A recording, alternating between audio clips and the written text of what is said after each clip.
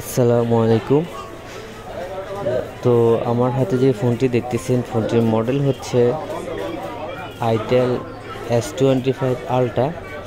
তো এই ফোনটি আমরা যারা ক্রয় করেছি বা যারা ক্রয় করব, তারা অনেক সময় আমাদের যে ব্যাক বাটন বা হোম বাটন আমরা ইউজ করি, অনেকে বাটনগুলোর নিচে দেখা যায় ওই সিস্টেমে ইউজ করে, বা অনেকে সাইড থেকে ব্যাক বাটন ব্যাগে যায়, নিচ থেকে দিলে রিসেন্ট বাটন হয়। এখন আমাদের এই সিস্টেমটা আমরা কিভাবে চেঞ্জ করে নিতে পারি সেটি আপনাদেরকে দেখাচ্ছি। আপনারা সেটিংয়ে যাবেন, সিস্টেমে যাবেন, সিস্টেমে গিয়ে আপনারা নেভিগেশনে গেলে এখানে আপনারা দুইটা অপশন পাবেন।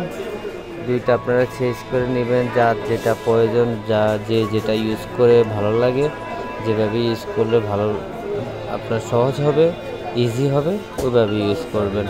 তা আমি কেবলমাত্র আপনাদেরকে দেখিয়ে দিয়েছি। সেটিংয়ে গিয়ে আপনারা সিস্টেমে যাবেন, সিস্টেমে গিয়ে আপনারা নেভিগেশন সিস্টেমে গিয়ে আপনারা এটা চেঞ্জ করে নেবেন।